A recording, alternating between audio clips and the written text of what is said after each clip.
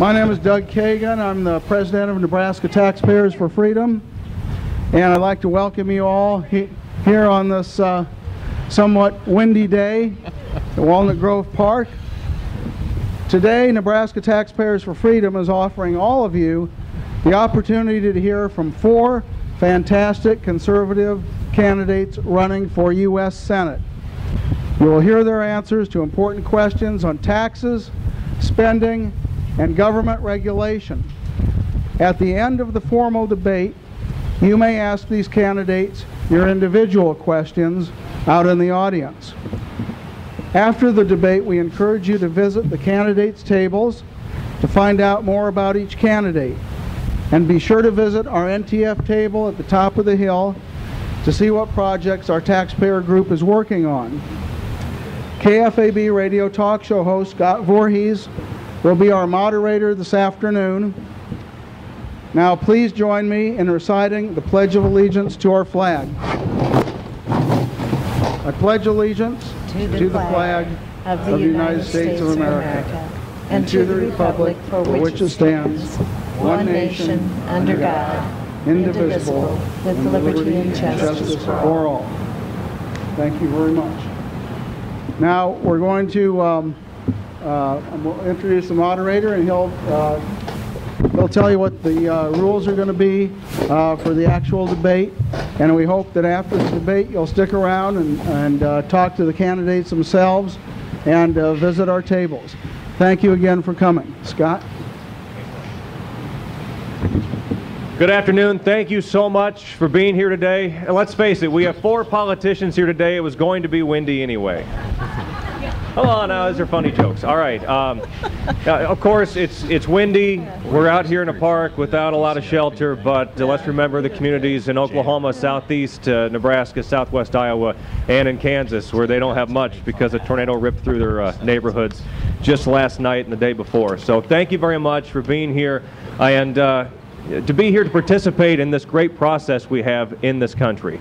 This debate is going to be 2-minute opening remarks for each of the candidates, 2 minutes closing. I think we're going to go 1.5 minutes with the answers here. If you want more time to answer, just ask for it. We'll give you more time here as needed. Now, if I think that you're filibustering and taking up way too much time, then I'll probably have to step in there and cut you off here and there. But we're just very appreciative that each of these candidates is here. Down in the end, resplendent in blue today, Nebraska State Senator Deb Fischer of Valentine. And resplendent in a blue tie, Nebraska Attorney General John Bruning. And Nebraska State Treasurer Don Stenberg here with us today. And a longtime businessman from Schuyler, Pat Flynn. Let's get into it. By virtue of where you're sitting, we'll go back down the road. Pat Flynn, you get opening comments first. 2 minutes. I believe the majority of America is more conservative than not. Unfortunately, we just keep moving further and further to the left, whether Democrats or Republicans are in power. And why is this? Number one, we are no longer electing leaders, but career politician types. Career politicians are really incapable of leading our country into the future because they lack business experience. They do not know what it's like to have their back up against the wall daily and walk through it. Number two is, Vladimir Lenin said this. He said, the organized minority will defeat the unorganized minority every time. The unorganized majority every time. And the silent majority in this country is getting crushed. And it's time the silent majority do something about it. My duty is to help lead and organize this majority back to the principles and values of our founding fathers and let America be victorious again. I'm from Schuyler. I'm the only businessman in this race. I grew up on a farm. I worked in hog confinements for 8 years while I was in high school and college. I started my own business at age 23. I knocked on doors day in and day out for 11 years in insurance and investments. At age 35, I helped start a high school youth ministry program in my hometown. We became the #1 youth group in the state. We had 100 teens voluntarily attending with 25 helpers out of a public high school of 350 students. I'm also an advisory board member of the University of Nebraska's Newman Center Board. And what I have learned from all these experiences in life is this: if we lead with truth, people follow. Thank you, Pat Flynn. Opening comments, Mr. Stenberg. Well, thank you all for coming out today. It's nice to see you all, and it's great that you're participating in our great democratic process. I'm running for the United States Senate because I believe that our country's going in the wrong direction, and that to get the country going in the right direction, we need new leaders in Washington. We need a genuine, lifelong conservative to replace Ben Nelson in the United States Senate and represent Nebraska. Now, when all the candidates are saying pretty much similar things about all the major issues, it's difficult to determine who really is the genuine lifelong conservative. Who can we count on to be as conservative in Washington as they talk here in Nebraska? And I believe that to make that determination, you need to look carefully at the records of the candidates.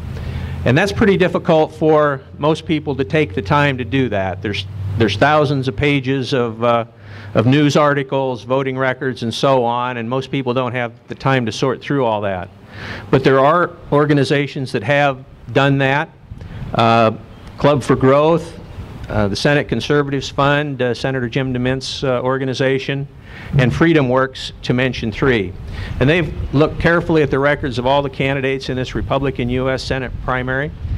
They want a candidate who is committed to smaller government, less spending, lower taxes, less federal government regulation, and more personal freedom.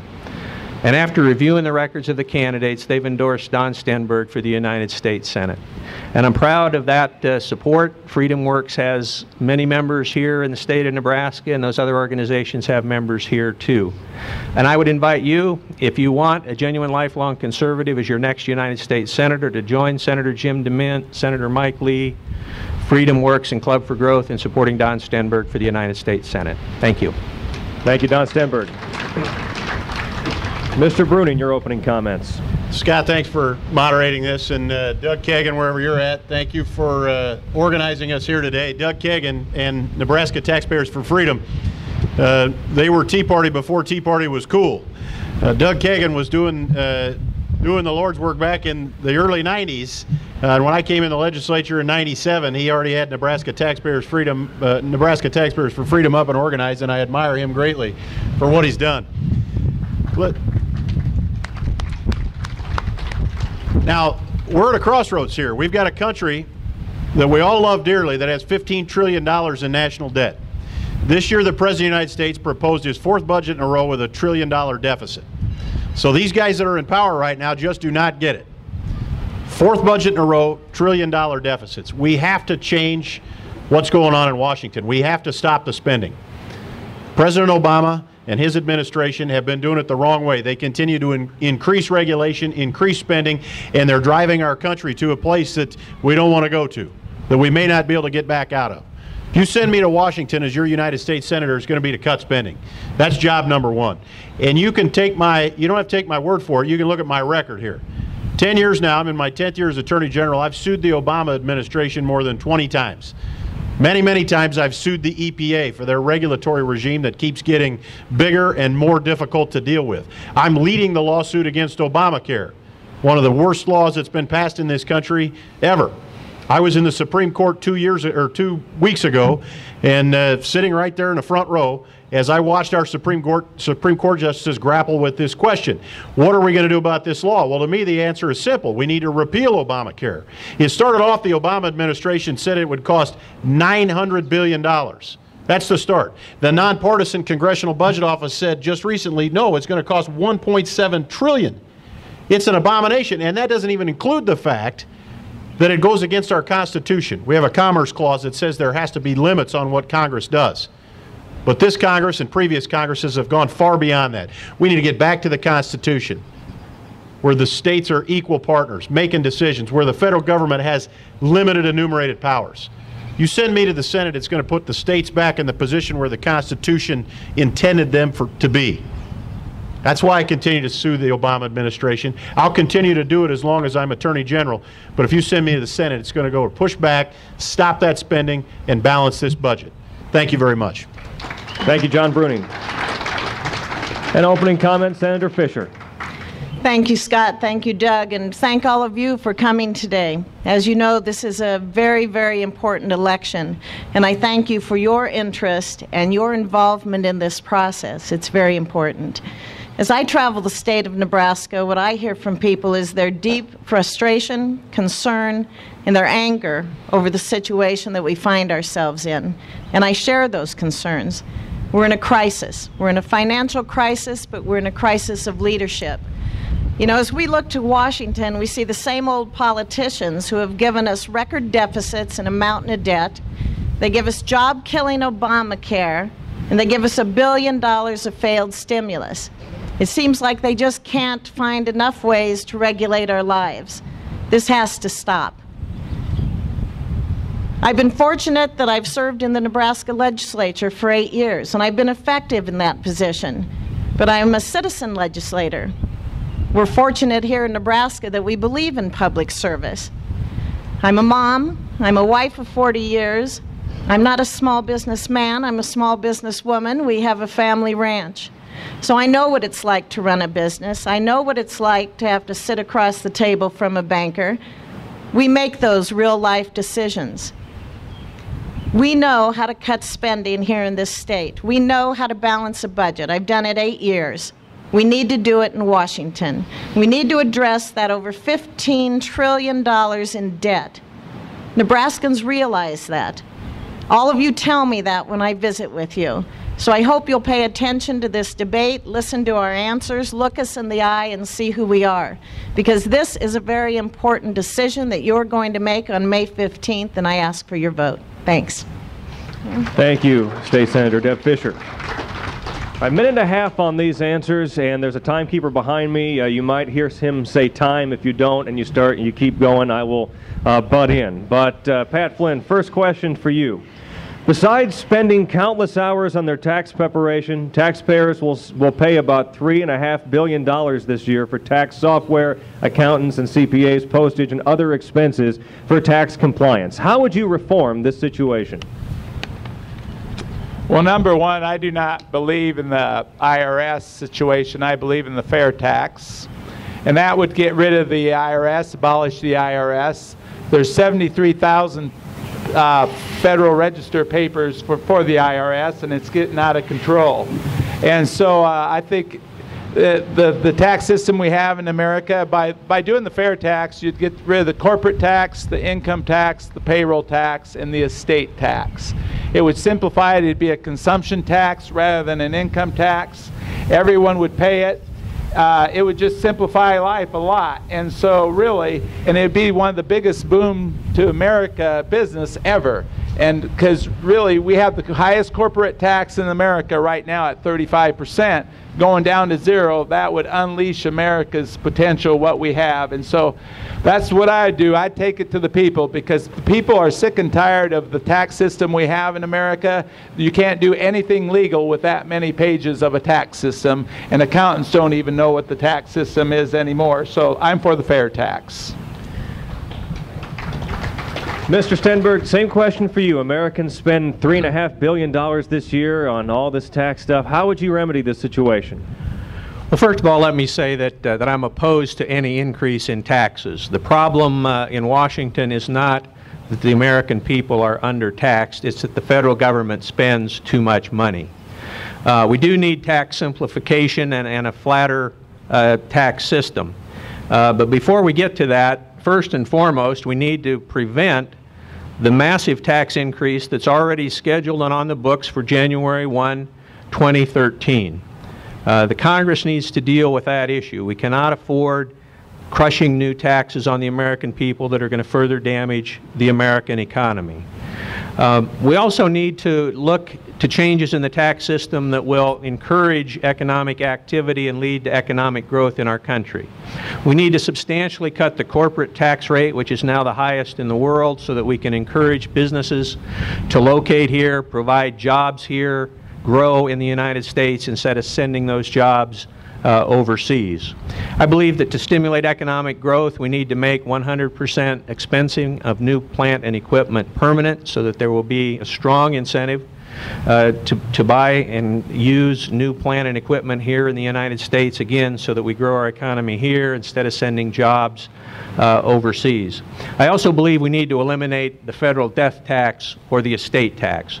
It's very unfair to small businesses, farms, and ranches that want to pass the business on to the next generation, and yet you have to buy it back from the government year after year. We need to eliminate that tax as well. So that, in a nutshell, is what I would like to see done. Thank you. Mr. Bruning, some people want to eliminate the current IRS tax code completely. How would you create a simpler and fairer federal income tax? Well, I appreciate the question. I think all of us here understand that the federal tax system is far too complicated, far too difficult for people to deal with. As Don mentioned, we now have the highest corporate income tax in the world, 39.2% federal and state. Japan just lowered theirs 2 weeks ago Sunday. The highest tax rate in the world. What that is anti-competitive for those businesses that want to be in the United States of America. And it's just wrong. It doesn't make any sense. These guys in Washington have the wrong idea. If we reduce that corporate tax rate, what you're going to find are more businesses wanting to deploy capital here in the United States.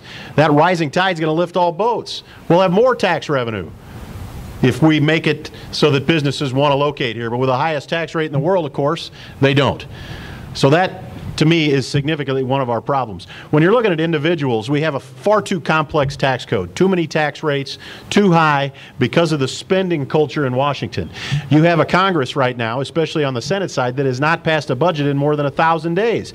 The week I was there for the Obamacare arguments, I walked over on Wednesday night to meet Adrian Smith and watched the House vote on President Obama's budget, Wednesday night of the Obamacare arguments. President Obama's budget that night in the House, you know how many votes it got? 0. I looked over the edge and saw Nancy Pelosi vote against President Obama's budget. That's how bad it's gotten. These folks are not figuring out how to handle our money. They need to spend less. If they spend less, we're going to be able to have tax relief. We've done it here in Nebraska. We have a balanced budget amendment to our Constitution, and it works. We need a balanced budget amendment to the federal Constitution as well. Senator Fisher, same question for you. How would you create a more fair and simple federal tax code system? Here in Nebraska, we cut spending, we balance our budget, and we give tax relief. In 2007, I voted and helped pass the largest tax relief package in the history of this state. We eliminated the estate tax, and we gave people back their money. It's not the government's money, it's our money. You set priorities in government, you fund those priorities, and then give us back our money. That's important. To simplify a tax code, we need to look at that 35% corporate tax rate, which is the highest among our trading partners. We need to lower that. In my tax reform proposal, I say to 24%.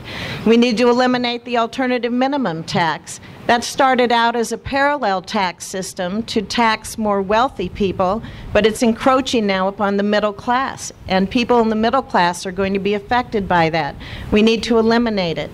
We need to have a discussion on how we streamline this tax code so that businesses have more certainty, so that you can eliminate risk, so businesses can grow. Every time you change a tax code, you've put more burdens on businesses and on individuals. We have to have that certainty, grow businesses, and grow jobs. Senator Fisher, back to you with this new question. Senator. Some suggest the U.S. partially withhold dues from international bodies, including the United Nations, unless they confirm that they are not developing or promoting a tax or fee to be levied on U.S. citizens, businesses, or government entities. Do you agree? And why or why not? I have concerns with the United Nations, and I know many of you here have those same concerns. The United States is a major financer of that body. Yet we are losing more and more influence. We are being told what to do.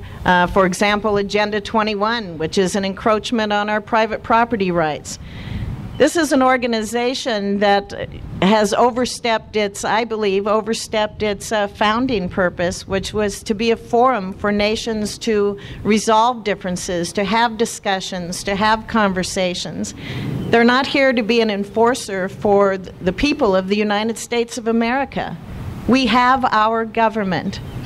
It's not the United Nations. We need to look at what we are paying to be members of this association, this organization, and we need to look at the benefits that we receive and make our decisions if we are going to continue to be participants based on those. Mr. Bruning, same question. Should we withhold dues from international organizations like the UN if they are promoting or encouraging taxes on U.S. citizens and businesses? Well, listen, I mean, the United States is not only the greatest country in the world today, we're the greatest country in the history of civilization. And we should not have to stop and ask permission from some little banana republic that happens to be a member of the United Nations to do what we think is right. That is to promote freedom around the world, to protect our own citizenry and our own national security. We should not have to stop and ask permission ever. And so I do become concerned with the direction of the United Nations in many cases. I would say, for example, when it comes to Israel, who is one of our greatest partners on this planet, a white spot of freedom in the Middle East, the United Nations has been nothing but hostile to Israel, which I think is wrong. I unabashedly support Israel. I think we all should, as Americans. We have shared values of freedom. When you talk about why Israel exists and what they stand for, it's exactly the same thing that the United States of America stands for and always has stood for. And the United Nations, you know, there certainly are those that have been very, very hostile to Israel, and that, to me, is troubling. So as we take a look at the United Nations, I think we have to do it with a skeptical eye as to what their agenda is. And their agendas, in many cases, have been off the track. And in no case should the United States of America be asking the permission of the UN or any other country to promote our freedom agenda around the world. Mr. Stenberg, do you favor a national retail sales tax, the fair tax, which institutes a simple 23% rate that would eliminate all income and payroll taxes and make the cost of government plainly visible on cash register receipts? Are Pat Flynn and I not going to be able to address that other? Would you like to address the United Nations question? I would, and I'd be happy to answer your question. Okay, work them both in. Well, I'll take that one first. No, I have concerns about a national sales tax. My first concern is that it would simply be added on in addition to our income tax, and that would be, I think, a great tragedy. And number two, I'm very concerned that a national sales tax would morph into a value-added tax like they have in Europe, which basically is a huge hidden tax. Once again, that would be in addition to the income tax. So I have concerns. I understand the arguments in favor of it, but I have those concerns. As far as the United Nations is concerned, number one, no, we should not allow ourselves to be taxed by the United Nations. And number two, the United Nations seems to me is getting farther and farther off the track and threatening the freedom of freedom-loving persons all around the world, whether it's Agenda 21, whether it's proposals that basically lead to abortions around the world being financed by governments, whether it's proposals that would basically deny the rights of citizens around the world to own their own firearms. I think the United Nations is becoming a growing threat to freedom around the world, and we need to address that in the strongest way. I do not support complete withdrawal from the United Nations because I want to preserve our Security Council vote to block some of the worst decisions that might be otherwise made there. But frankly, the amount of money we're putting into the United Nations should be greatly decreased in my judgment. Thank you. Mr. Flynn, do you favor a national retail sales tax known as the fair tax, which is a 23% rate, eliminating all income and payroll taxes, and or your thoughts on the United Nations? Yes, I do favor the fair tax completely, actually. And I'm not worried about the fair tax says we're abolishing the IRS. So there isn't going to be a two-tax system. It's a consumption tax, and it's a national retail tax is what it is, and it's going to fund everything much better the way we do because, number one, Medicare, Social Security are funded by income, you know, and so it will increase our tax base, and it will make everybody responsible for taxes. So I favor it very much, and I favored it for a long time, for about the last year and a half, and it makes complete sense to me. Now that's thinking out of the box, America, but the fact of it is we have to think out of the box, and that's the type of leadership we're going to need in this country to take these type of solutions to Nebraska and America and get people behind it, because we're all fed up. But I'm for doing something that's very proactive and that works very well. The United Nations, real quick, like I've been for defunding that at 50% this year. It's a thug organization, and we can look at the other 50% next year. They're really impeding on our sovereignty, and it's time that they go. We're the United States of America, and we can lead the way we want in this country. Mr. Flynn, back at you here for a new question. In Congress, a spending increase is labeled a cut if it leads to outlays lower than the inflation assumption. A similar issue arises on the revenue side of the ledger because the tax baseline assumes the expiration of the 2001 and 2003 tax rates. This allows some congressmen to reach the nonsensical conclusion that simply maintaining current tax rates is a $4 trillion tax cut. What legislation would you propose to stop this? Well, number one, I would be for cutting. You know, this baseline spending is just out of control, and it's just a gimmick. And you can kind of tell Pat Flynn's not about gimmicks when it comes right down to it. I just tell it the way I see it. And I'm for a 35% reduction in spending now. That's the budget deficit we have in America, and my concern is about the monetary system in America getting crushed by our spending. That's my number one concern for America right now. So 67% of Americans are in favor of not raising the debt ceiling and cutting government spending. That means both Democrats and Republicans are in favor of this measure. So what I would propose is it would be regarding our debt. I would be for a Fair Faith and Credit Act, which would take away from the administration the right to increase spending and increase our debt, actually increase our debt. And so I'd be in favor of that measure. There's enough revenue on a cash flow basis to pay our bills, to pay our debt, and to pay our Social Security recipients. Mr. Stenberg, same question for you. Some people just keep spending where it is. They call it a cut. What would you do to stop this? Well, that's right. The way they do accounting in Washington would put any ordinary businessman or woman in prison if you tried to do your accounting the way the government of the United States does theirs. Now, as your state treasurer, I've cut my budget by 13%.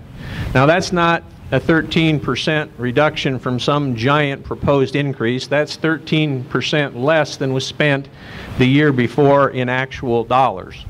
And that's the way the accounting for the government should be.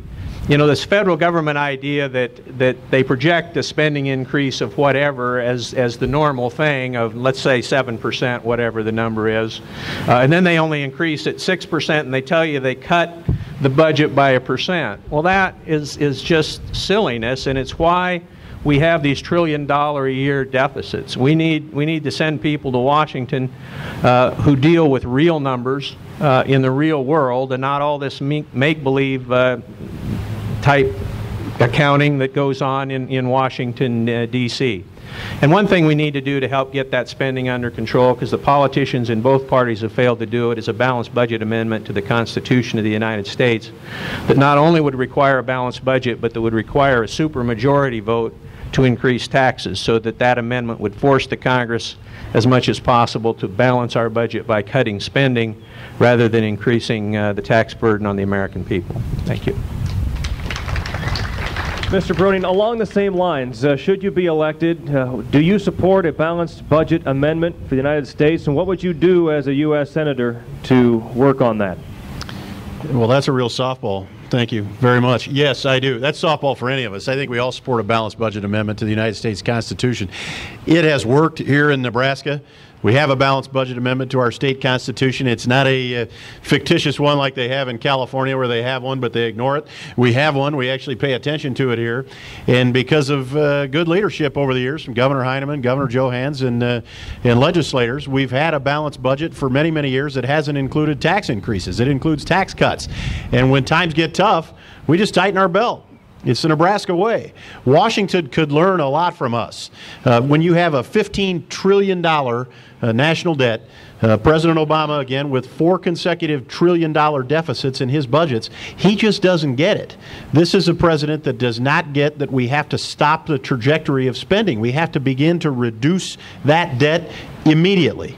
So yes, I support a balanced budget amendment. I would sponsor it, co-sponsor it, whatever it takes on day one to get it done, because I think that balanced budget amendment to our Constitution is as important as anything else we do.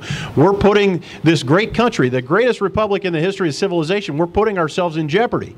I mean, historically, great republics, great countries last a couple hundred years. We've got to get off the dime here and figure out how we're going to cut spending. This is not a revenue problem. We're not going to tax our way out of this. We're going to reduce spending. That's how it's going to get done. Senator Fisher, same question for you. True, I hear a lot of politicians say, oh yeah, I support a balanced budget amendment, but I don't see a lot of work to that effect on Capitol Hill. Should you be elected, what would you do to get the balanced budget amendment finally done? Well, first of all, in Washington, the way they cut spending is not the way we do it here in Nebraska. Last year, we had a $1 billion shortfall on our state's budget. As a member of the legislature and chair of a major committee, I was charged with looking for cuts, spending cuts, in order to balance our budget here. We did that. We take responsibility, we set priorities, and we balance our budget in this state. This year we were able to balance our budget. We did so after looking at another $10 million needed in cuts. We looked at those A bills and we made decisions as a legislature on how to cut $10 million more. We cut that and we're still able to offer tax relief. That's how they should be doing it in Washington, but they don't. I do support a balanced budget amendment. You don't solve a problem of overspending by keep spending and spending and spending. You've got to cut spending, you have to balance a budget, and you have to let businesses grow. You don't raise taxes to turn around an economy. You grow businesses. You let business grow jobs. You reduce regulations. You reform a tax code. You reduce energy costs. You repeal Obamacare. You promote free and fair trade. That's how we're going to turn this economy around, and we can do it. We don't need to raise taxes. We don't need to spend more. We don't need to see the stimulus go out there again. We do it by creating jobs and letting private businesses create jobs. Thank you, Senator. Back at you with this issue. Regarding earmark spending, should we ban earmark spending, and if so, for how long?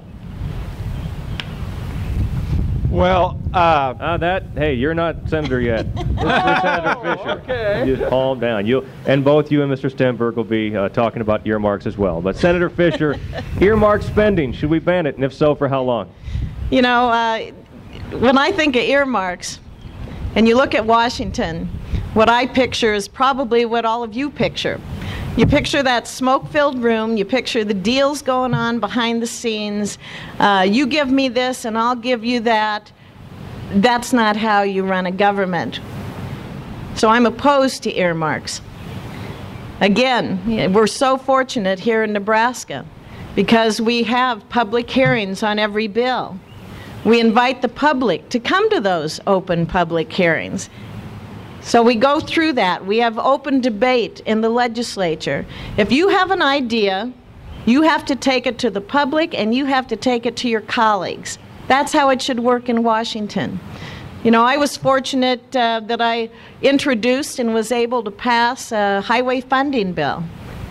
We targeted a 1/4 cent of sales tax for road construction in this state. I happen to believe that infrastructure is a priority of government and that it needs to be funded. But we did it through that open system, through the public hearings, through 3 stages of public debate, and the legislature and the people in this state and the governor who signed it decided that this was a priority of government. It's a core duty. It's a core responsibility.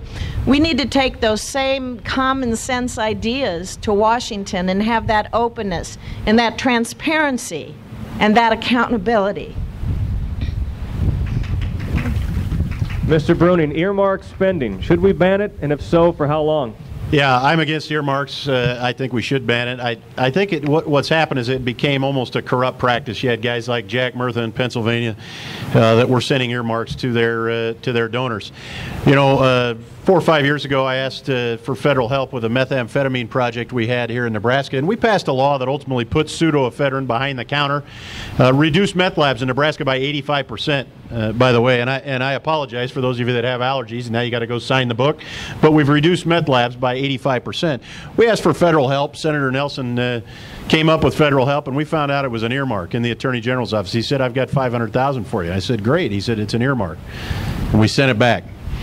We did not accept it. I think earmarks are just wrong. I would not support them as a member of the Senate, and I don't believe we should have them. Mr. Stenberg, if you're in favor of a ban on earmarks, would you endorse legislation requiring the House to reduce total discretionary spending by the amount saved due to earmark moratoriums? Well, I certainly would. And let me talk about the bigger picture on earmarks. I favor permanently banning earmarks. You know, some of the talk in Washington is we're going to ban earmarks for a year or 2 or 3. And then when we think things are better, we're going to go back to doing them. I think we need to permanently ban earmarks. Now, earmarks, I think most of you understand, are basically designations in an appropriations bills for a special project in a senator or congressman's home district, maybe building a playground, maybe building a bridge to nowhere in Alaska, maybe building a parking lot for a crony of the senator or congressman's. And some folks in Washington say, well, you know, these aren't that big a problem. It's only $20 billion or $25 billion in earmarks, and that's not that big a part of the budget. Well, first of all, saying only before billion doesn't really work for me to start with. But secondly, the biggest problem with earmarks is not only the money that's wasted on the earmarks, it's that they're used to buy votes for more spending, for more deficit spending, and for bad legislation in other areas. And we saw this recently, and sadly, in the Republican House, where Congressman Boehner suggested that they need to start doing earmarks again because he can't get the votes to pass certain spending legislation. Well, that's exactly why we shouldn't have earmarks. We should reduce spending and get a bill that can get the votes rather than increasing spending with earmarks. Thank you. And now, Mr. Flynn, you were so excited to address this issue, you jumped in early on, but should you support a ban on earmarks, would you ask the House to hold down discretionary spending to the amount saved in the earmark moratorium? Yes, earmarks have been a problem with both the majority of Republicans and Democrats. And I'm a conservative Republican, and from 2000 to 2006, the Republicans had all the power in the world, and they just spent like drunken sailors when it got right down to it. And that's really what I'm running against as a United States Senator. I'm saying, hey, you know, this earmark stuff is not working. It's favoritism. And you know, the fact of it is they're doing it so they can get something passed. It's just like let's elect some mature people for Washington anymore, you know, that know how to run a business. And so I'm completely against earmarks, and I'm saying, you know, my duty is not to bring home the bacon to Nebraska. You know, I heard a guy in Kansas say, I'm going to vote for that guy because he's going to bring home the most bacon. You know, and so what I'm saying is my duty is to help represent Nebraska in the United States Senate, and really to provide to protect our Constitution and uphold our Constitution, and forget about all these special favors, and let's get back to American relying on its constitutional roots and becoming an independent nation again, and become men amongst men and a nation amongst nations. Okay, Mr. Flynn, new issue for you. Speaking of drunken sailors, you're probably familiar with this scandal with the General Services Administration and the Vegas party and all that. What kind of legislation would you co-sponsor to lower the improper payment threshold for agencies, requiring agencies to develop action plans to avoid future waste, and financially penalize federal agencies that fail to meet accounting and recovery benchmarks? Now I'm going to go way out of the box on this one. Number one, I'm not for federal agencies. The thing is these federal agencies have usurped the power of our elected representatives, taken away our liberties, and have created a culture of dependence and destruction. And the U.S. Congress has given them they have created the agency system. So I'm against a lot of the agency system when it gets right down to it, because they are really, they're wrecking our country. And so, and when I'm saying the EPA, we could have a 70% reduction. The Department of Energy, we can eliminate it. HUD, eliminate it. Department of Education, eliminate it. Department of Labor, a 70% reduction. I'm saying these, there's not too many business people in America that are real happy with these agencies, and we would get plenty of support to do that. It's time to get back to our constitutional roots, and we do not need the agency system we have in America. That's a lot of cutting when it comes right down to it. Mr. Stenberg, same issue for you. Do you support penalizing agencies that are spending way outside their budgets? Well, I certainly do. And in the case of that GSA, my understanding is that that part of that was supposed to be subject to bids. They violated that law. Frankly, I think the people responsible should be fired. And I think this is just another example of how bloated and inflated the federal budget is, that they can waste money like this. And some of the things that I would do as the next United States Senator would be to substantially cut the travel and convention budgets of all federal agencies. They don't need to spend money on those things. They need to be working on their job. Number two, it seems to me that we just need smaller federal agencies generally. They grow and grow, and then they've got to go find more and more problems. And I think we need to scale back the federal regulatory burden, and I've made two proposals on how to do that. One, I would offer legislation my first day in office to repeal every major rule and regulation adopted by the Obama administration and make the bureaucrats go back and start over. And number two, I would require that before any new major federal rule or regulation went into effect, that it be voted on by the Congress of the United States. We've got to take the power out of these hands of these bureaucrats, put it back in the hands of our elected representatives.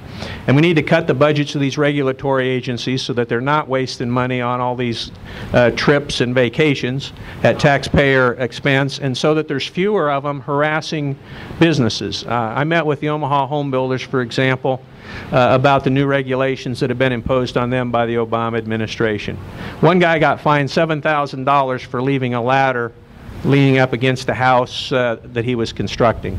And another home builder told me that they built their safety ledge 2 inches too short and got fined $43,000. That's regulatory overkill. We need to scale that back.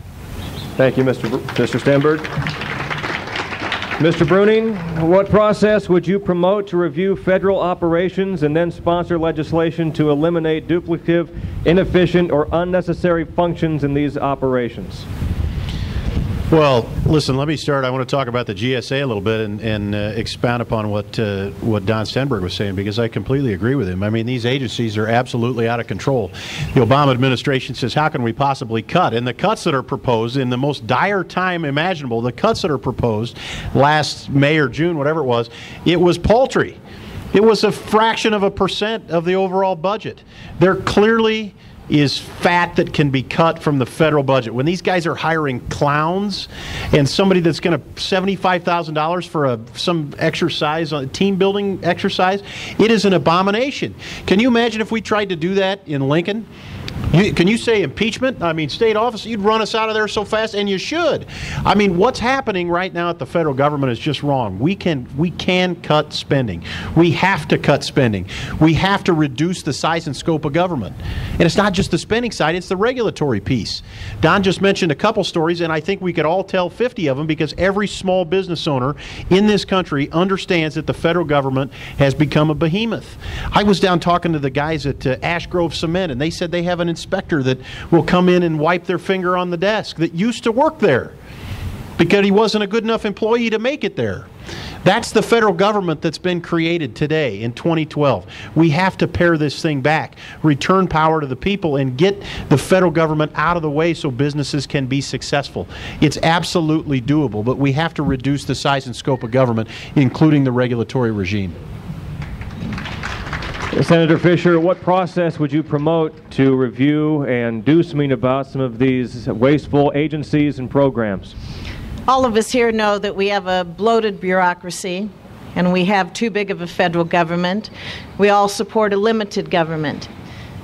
My first priority bill as a state senator dealt with this exact issue.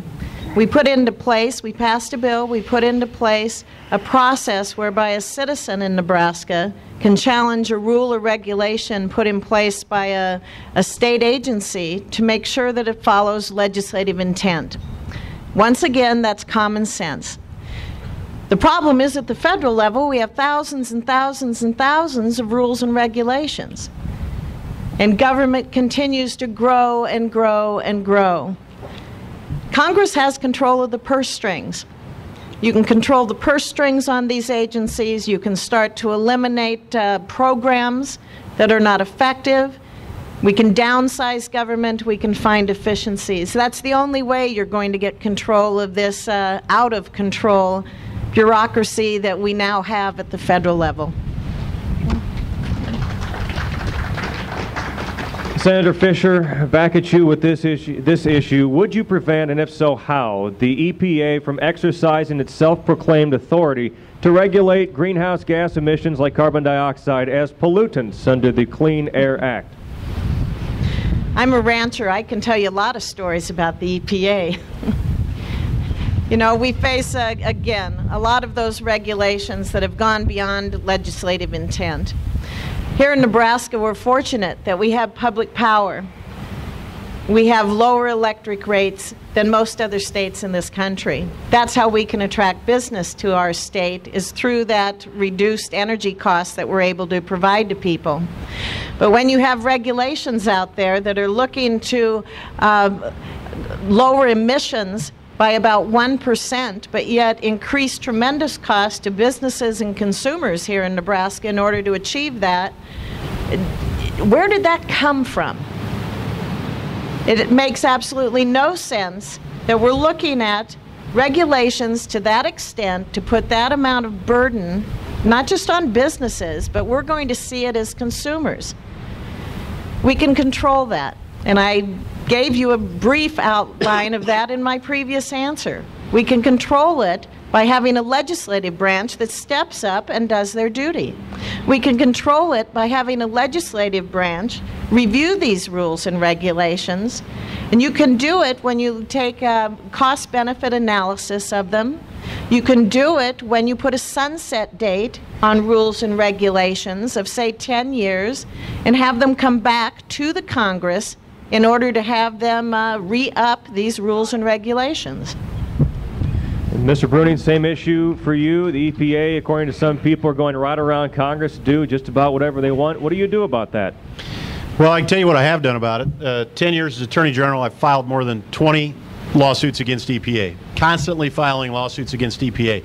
Give you a recent example. The cross-state air pollution rule, EPA decided that coal-fired plants in Nebraska were having a 1% effect on the air quality in Milwaukee, Wisconsin. Honest to goodness, Milwaukee, Wisconsin. And we asked them for the model. They wouldn't show it to us. They said it was a black box model. We can't show it to you. Filed a lawsuit. The costs that are incurred in Fremont, Nebraska, because of that cross-state air pollution rule, the CASPER rule, $40 million for the people of Fremont, Nebraska, for their coal-fired plant. Grand Island, Nebraska, $45 million. Hastings, $40 million. Think about what those towns could do with that money. if they weren't having to put yet another air filter on a plant that's already got a lot of air filters. This isn't 1962. Those coal-fired plants are clean. They're running clean. We don't need another EPA bureaucrat telling us about yet another program that's going to make the air infinitesimally cleaner. Hundreds and hundreds of millions of dollars being paid by Nebraskans to meet the EPA regulatory regime. This is what's happening. We need to push back against EPA. I've done it to the extent of my ability as Attorney General. Lawsuits have delayed EPA to some degree. But I feel, some of you have heard me use this analogy before. It's like throwing rocks at a tank. The thing, it really hasn't done a lot of good. I feel like I need to get inside the tank, strip it out. You send me to Washington, that's my goal. Reduce the size and scope of EPA. Put them back in their box. Make them focus on something that's important. Shrink them. It can be done. Mr. Stenberg, along the same lines of dealing with the EPA and some of these other federal regulatory agencies, do you support increased congressional control and accountability over these agencies by requiring Congress to affirm any rule that may result in an annual effect in the economy of $100 million or more, or do you prefer a different baseline dollar amount? Well, I think there's room for debate over the dollar amount, but very definitely, and I already mentioned this in my earlier remarks, two things that we need to do, and one would address that CO2 regulation as well as others, and that's the bill I'll introduce on my first day as a United States Senator to repeal every major rule and regulation adopted by the Obama administration. That would include the CO2 regulations and the regulations that John Bruning just mentioned, and require that before any major rule or regulation, however we might define it, be voted on by the Congress before it can go into effect. And you know, the thing that's so troubling to me about this CO2 regulation is that the Congress took up this issue and decided not to pass a law to regulate CO2, and yet the Obama administration, after the Congress decided not to regulate CO2, did it by EPA rule, which I believe exceeds their authority and certainly is very disrespectful of the Congress of the United States. This global warming is one of those issues that are alleged to take, in my judgment, to take freedom away from the people, and that it's going to damage our economy. Now, when I was in college, my major was physics, my minor was chemistry. So I know a little bit about science, and I've read quite a bit about global warming. And the fact of the matter is, the Earth's been warming and cooling for eons, and we should not be imposing huge costs on our economy for a problem that has not proven to be caused by man. Thank you. Mr. Flynn, what do you think Congress should do to some of these federal regulatory agencies like the EPA? Is there anything that can be done? What would you do as a U.S. Senator to push that? Well, number one, Congress gave the authority to the executive, who's the president, to run the agency system. They got the power. So I do not understand how that ever happened, but they got it done. And so really, the president, the executive, is taking the power away from the people, and he's trumping it with these agency systems. And so what I would do is I would really try to bring that power back to the people, back to the elected representatives. If we're going to have an agency, it better be run by Congress. As far as I'm concerned, it cannot be run by this executive. President Obama is trying to crush America, he's trying to crush business, and he's doing quite the good job of it when it gets right down to it. And so the thing is we got to take the power out of that executive, and the only way we get that done is we go to the people, we say, hey, let's get rid of this agency power from the executive. Let's start balancing the three branches of government again. Because really, the House is, the Congress seems to have the least amount of power anymore. And, you know, you got the executive making laws by executive order, and then you got the judicial branch making laws, and the Congress is kind of inept. So, as a United States Senator, I'm for bringing that power back to the Congress and balancing the three branches of government.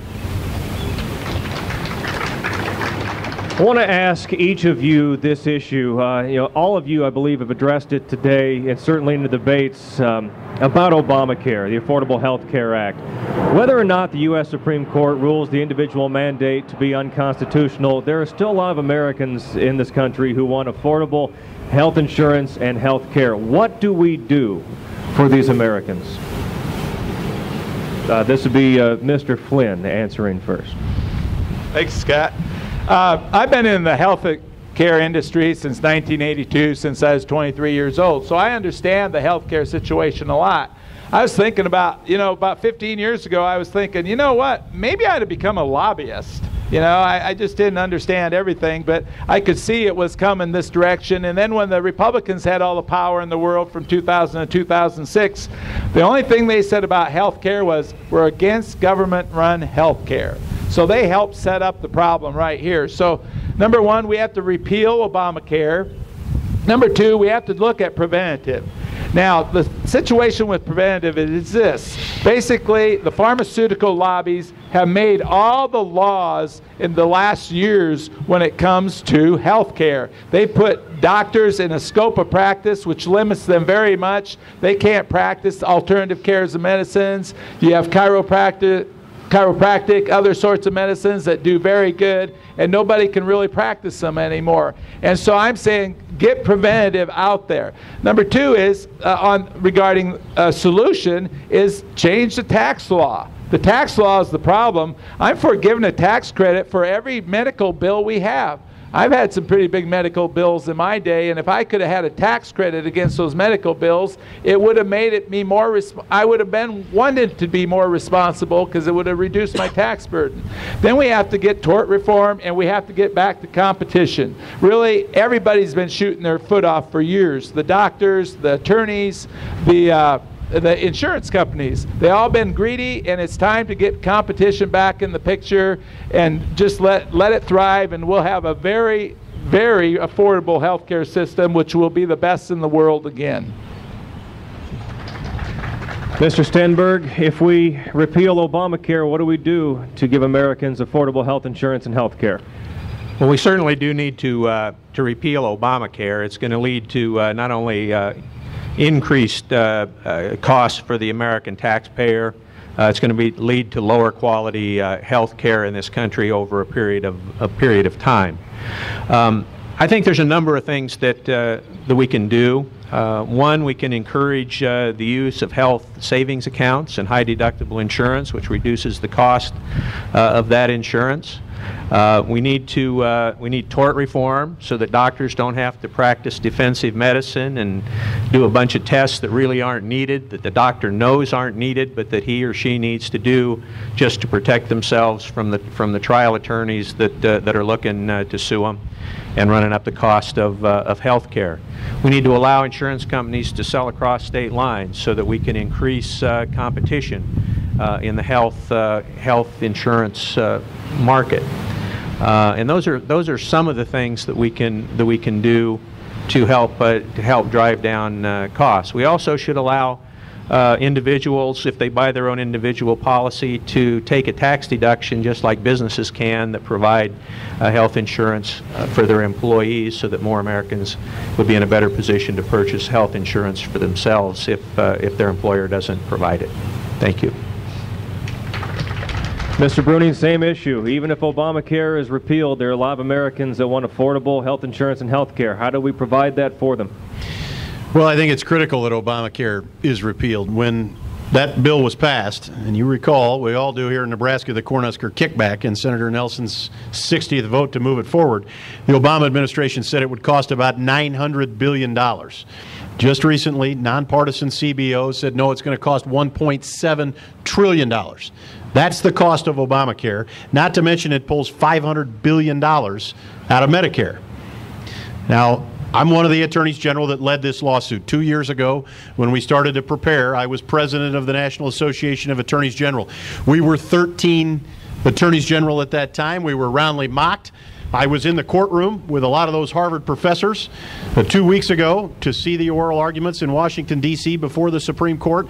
It was kind of satisfying, I got to tell you, to be in the courtroom with those guys who had mocked us. They said you can't be successful, but yet we won at the district court, we won at the Court of Appeals, and I feel very confident that we have a good chance to win at the Supreme Court. All eyes were on Justice Kennedy. He seemed to be very skeptical of the arguments the government was making. He seemed to believe, as many of us do, that it's unfair for the government to require us, unconstitutional for the government to require us to purchase insurance. He said, doesn't this fundamentally alter the relationship between the government and the individual? I think it does. And so there are things we can do. Should Obamacare fall? Yes, it should. And if the mandate falls, should the whole bill fall? I believe it should. Now, what should come of that? Well, I think my colleagues have mentioned tort reform. Very, very important. It'll stop the practice of defensive medicine, or at least slow it down. Thank you, Mr. Bruning. Senator Fisher, if the Supreme Court or Congress essentially repeals Obamacare, how do we provide health insurance and health care affordably to Americans? I support the repeal of Obamacare, as I'm sure most Nebraskans do. We need to look at tort reform. We need to look at being able to carry insurance across state lines. We need to look at making it easier for those health care associations to be formed. But more importantly, we need to have a discussion. We didn't see that with the passage of that bill. We need to have a debate. We need to have a conversation. We need to have a discussion on what is needed for the people of this country to have accessible and affordable health insurance. We need to look outside the box. As I travel the state and visit with a number of healthcare professionals, hospital administrators, insurance agents, people who don't have insurance, they offer good suggestions. We need to look at how we finance insurance, how we look at the delivery of that system, and we need to look at outcomes. Right now, we reward medical providers on a fee-based schedule. We don't look at the outcomes. We don't look at the value-based. I've had doctors say to me when someone comes in with a backache, they'll order an MRI, they'll look at surgery.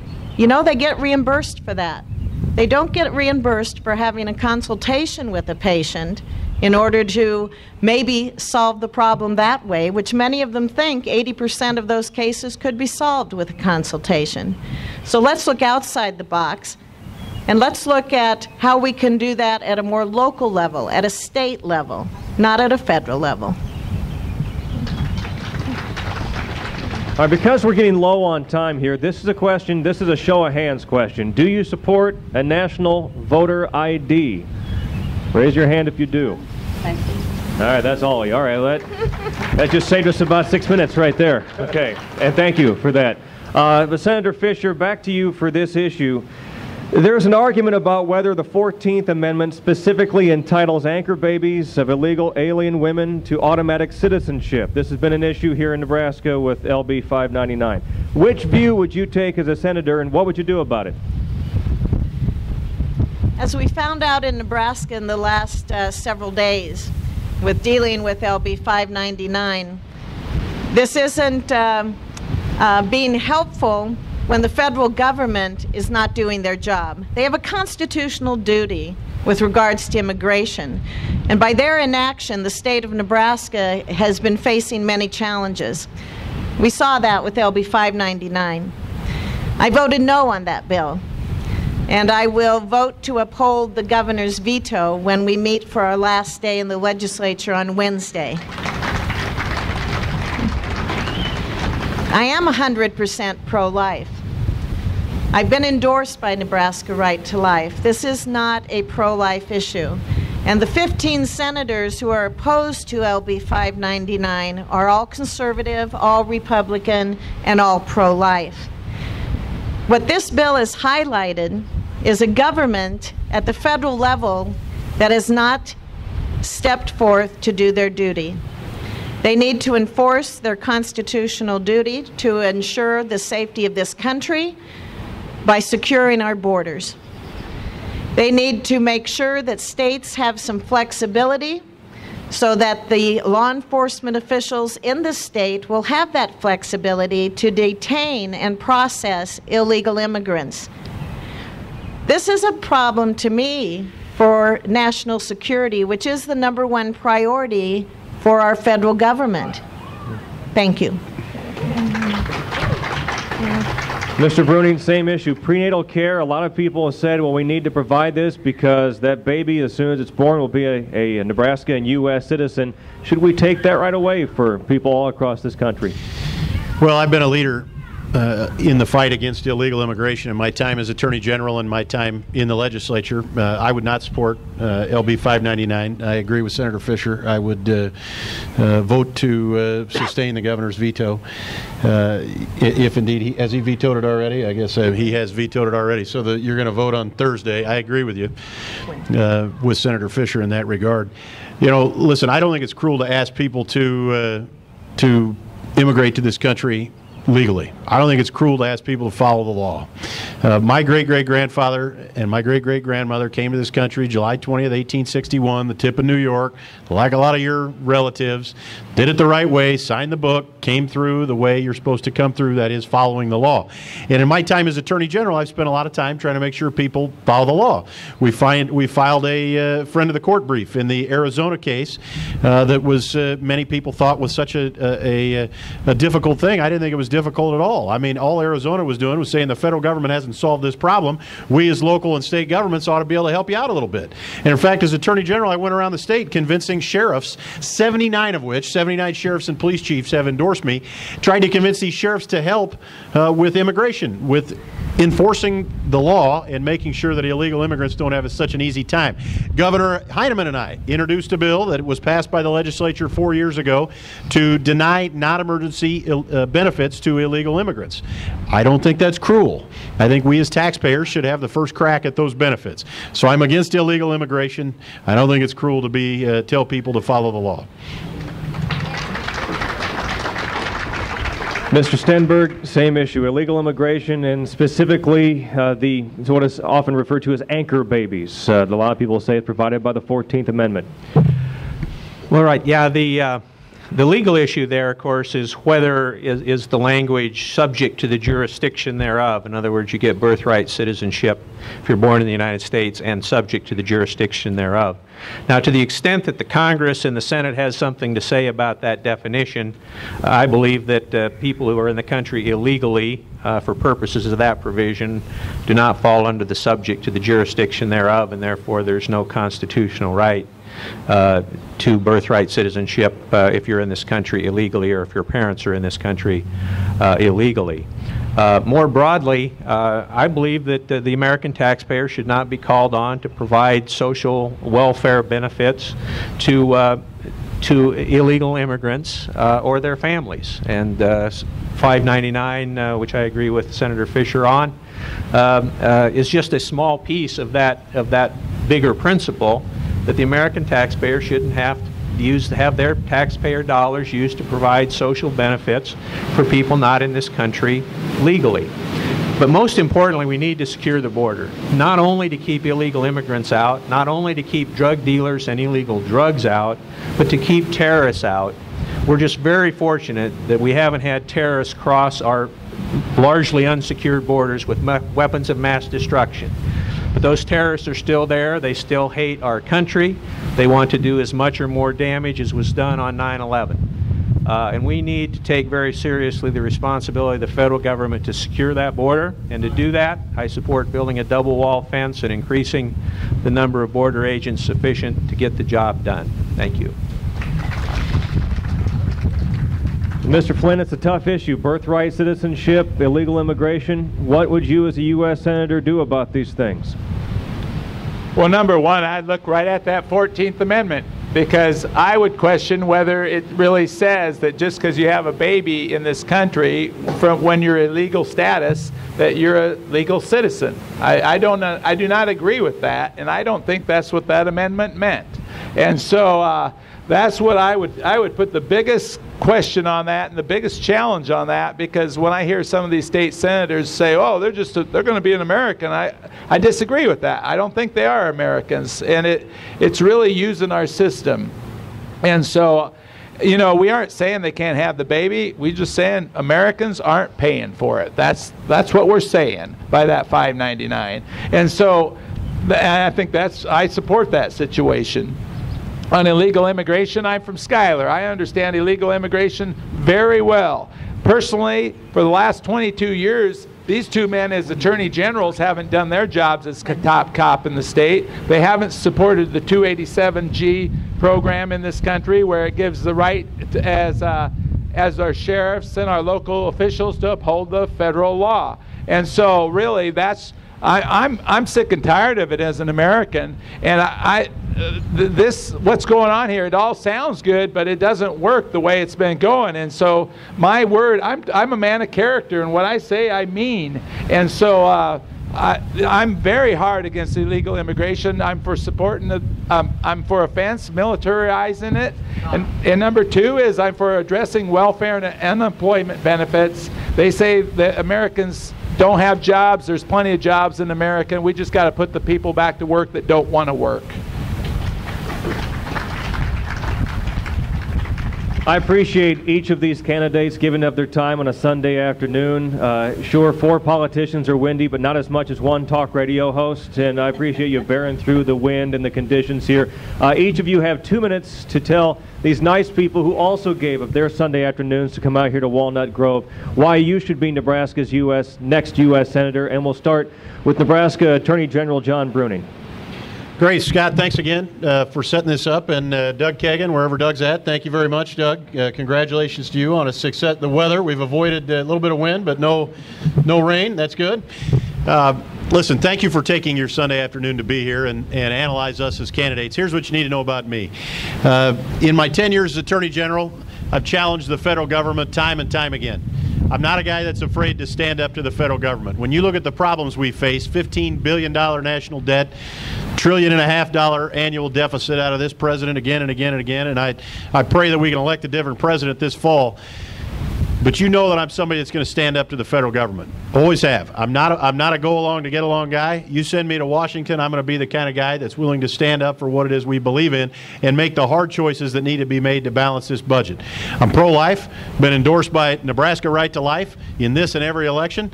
I'm against illegal immigration. You can see that. I'm endorsed by Sheriff Joe Arpaio, which many of you know Sheriff Joe, and I get a kick out of that guy and proud to have his endorsement.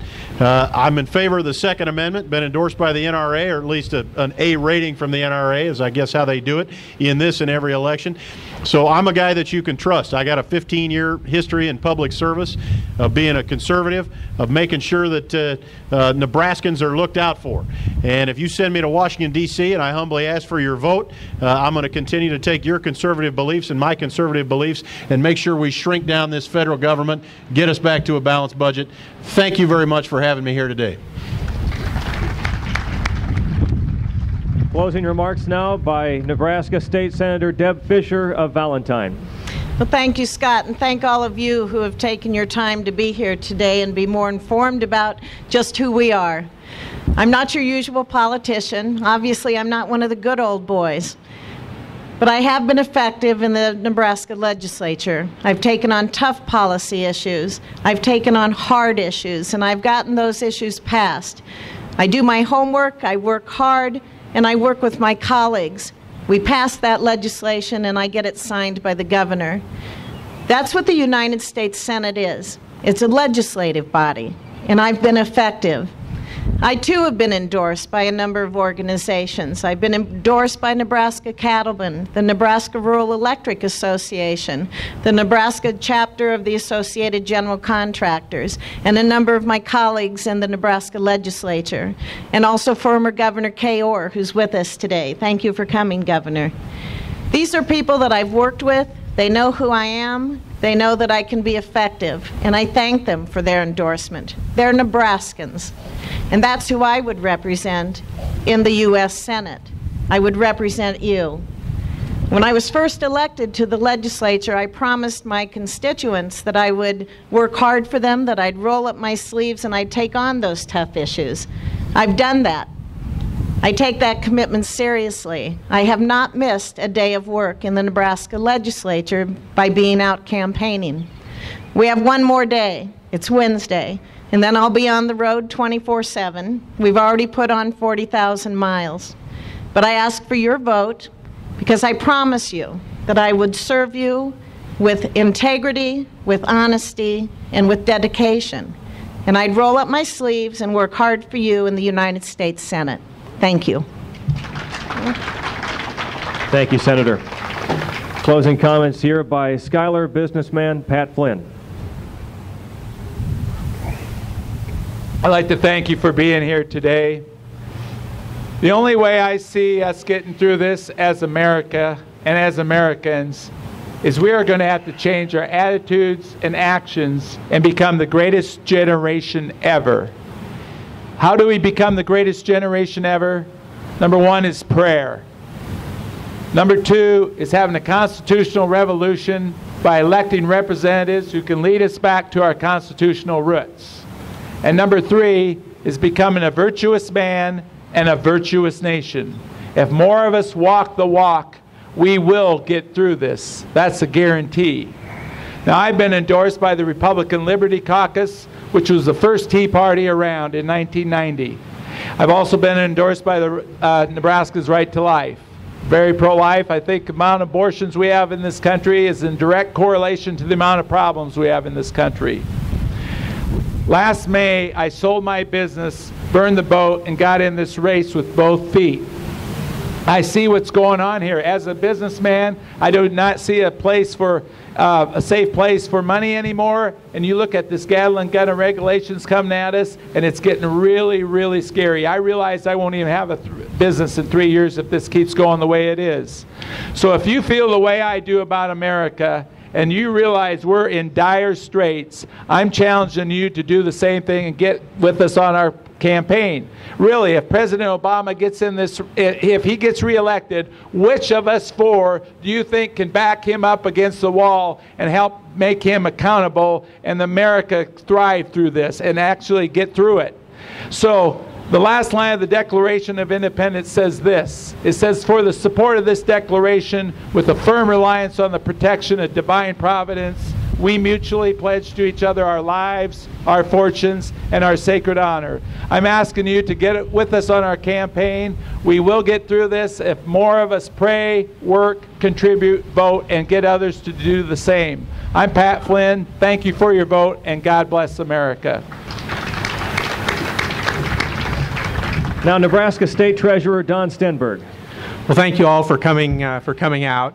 As we all said, we're opposed to Obamacare, but unlike one of my opponents, I have never supported nationalized health care. I'm opposed to earmarks, and unlike one of my opponents, I never asked for one, so I never had to give one back. I would never vote for Eric Holder to be Attorney General of the United States, or for anyone like that to be on the Supreme Court of the United States, even if it was a 99-to-1 vote and I was the one. I believe you need to stand on principle when you're looking at judges and cabinet officers for the United States, and if they're not suitable because of their background and experience and because of their philosophy that doesn't honor the Constitution, you need to vote no, even if you're the only no vote. We need to roll back the rules and regulations of the federal government. I'm the only one here that I heard today say that he would offer legislation that would repeal each and every major rule and regulation adopted by the Obama administration. As I said in my opening comments, it's important that we send a genuine lifelong conservative to represent Nebraska in the United States Senate. I cut my budget by 13%. I have a proven record. As the Attorney General, I operated the Attorney General's office on the third smallest budget in the United States, and as Director of the Department of Administrative Services of the state of Nebraska, I substantially cut the size of the state car fleet. I have a solid record over a long period of time of fiscal responsibility in government. So I would invite you, as I did in my opening remarks, to join U.S. Senator Jim DeMint, U.S. Senator Mike Lee, Freedom Works, and Club for Growth in supporting Don Stenberg for the United States Senate if you want the genuine lifelong conservative to represent you in the United States Senate in Washington. Thank you for your attendance here today. God bless you all, and God bless the United States of America. Thank you. Thank you again to each of our candidates, you for being here in Nebraska, Taxpayers for Freedom for hosting us here at beautiful Walnut Grove Park. Please drive safely. Have a wonderful day. Doug looks like he wants to say goodbye to you himself. So here's Doug Kagan. Thank you, Scott. Just in closing, on behalf of Nebraska Taxpayers for Freedom, our statewide taxpayer group, I want to thank you all for coming here today. I encourage you to stop at the candidates' tables, and if you want to ask the candidates some questions after the end of this formal debate, please do. Also, I encourage you to stop at our table at the top of the hill and see what taxpayer projects we're currently working on, such as Congress Watch. And perhaps you'll want to join our group and participate in one of these projects. And lastly, somebody lost this nice scarf, so if it's yours, please come up and get it.